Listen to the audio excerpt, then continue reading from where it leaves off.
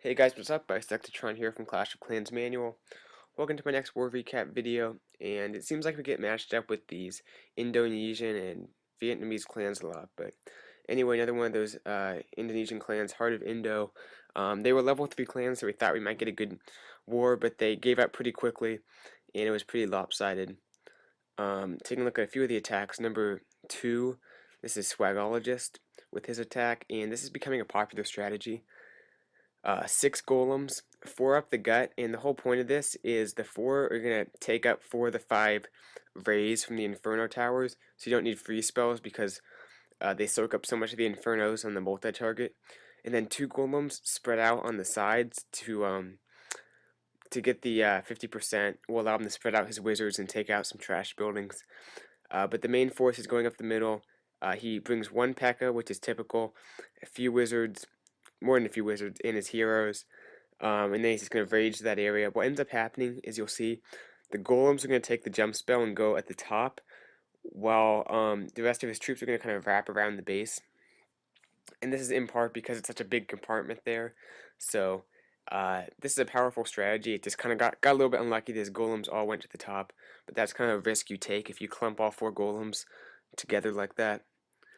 Queen will shoot down the town hall, and he'll get that 2-star pretty easily. So even if the golems kind of go weird on you, you can still pull off a very nice attack, and it's a very powerful strategy that people are using more and more, that 6 golem strategy, and then a P.E.K.K.A and a few wizards. So we'll fast forward just as it wraps up. So nice attack, Swagologist. And let's move on to the next one. We're taking a look at the number 12. Alright, this is EJJ taking on their 12. This is just taking advantage of the base. 4 air defenses are in funny spots, so he drops a few balloons and a few minions. Probably could have used like a giant and a wizard instead of that, just to use less troop space, but guess the balloons got the job done. And so there you go, 2 air defenses down just for that trade. And watch this, heroes at the top, because look where the last 2 air defenses are, right at the top there. We'll fast forward just because they take so long to get through that wall. But they break their way through that wall. Now they're taking on the air defenses. Clan Castle troops come out. Maybe should have brought a lightning spell for them, but almost maxed out heroes are enough to take out the Clan Castle troops. Not too difficultly, and there's just no defenses guarding this top. So once the Clan Castle troops go down, he'll have easy pickings on the air defenses, and now all 4 air defenses are down. Thing here is he maybe could have brought maybe 2 Lava Hounds instead of 3 for 2 reasons. One, the air defenses are down, so the Lava Hounds are just going to sit on those defenses on the outside and not really tank as much as they usually would. And then the single targeted Infernos, if they lock onto the Lava Hound, they'll take it down pretty quickly. So maybe could have not brought all 3 of those Lava Hounds, but look at this. 2 free spells takes out 10 defenses. Each get 2 Teslas, Inferno, Wizard Tower, and an Expo. That is just amazing. I don't even know if you can actually get more defenses than that, like if it's possible. Because look at this. By the time they are unfrozen, the balloons are right on top of them, taking them out. As you'll see, his Lava Hounds aren't busting or anything, which is kind of why I would have brought less, just brought more balloons. But it doesn't matter. He's getting a 3-star either way. Very nice attack, EJJ, and we'll take a look at one more Town Hall 9 attack. So that base was pretty obvious as far as how it should be taken out. And if we look at this one, not as obvious, but great base identification by Zach here.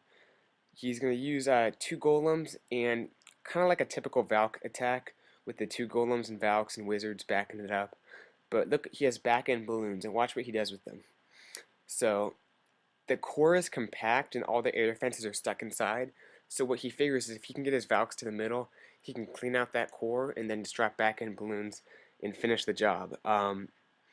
Giant Bomb goes off, that's not a big deal, gets the Valks going, and he'll drop a heal as they take on the Clan Castle troops. Also lightning for the clan castle troops right there, which is nice. And they'll drop the heal. So they'll clean up. Maybe could have waited on the lightning a little more. It didn't do much to the clan castle troops, but it doesn't matter. The Valks clean it up. They'll take out the queen also. And in just a minute, this entire core will be taken out, and he'll be free to drop his balloons, which he was maybe a little bit late on the deployment, because right now those balloons should be coming out, because his Valks are being shot down, every second a few Valks go down. And also the deployment was a little bit off too. Um, should have maybe spread them out more, because they're going to be so clumped up, it's going to take them so long to get around. So maybe you do 2 or 3 for each defense instead of like groups of 4 or 5. And also target the air targeting defenses first, because they're the biggest threat to the balloons. And finally, I guess the heal spell should have been on the Valks a little sooner to keep them up.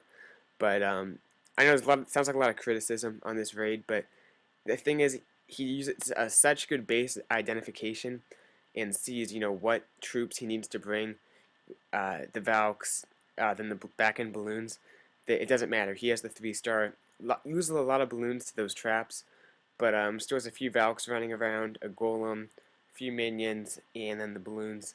So, I guess, can tweak the deployment a little bit and save a few troops, but when you can identify a base like that and see, what needs to be used, you can get the 3-star even with a few slip-ups like that. So, awesome job. I wanted to show that attack for all those reasons. And, yeah, great war by 49er War Clan.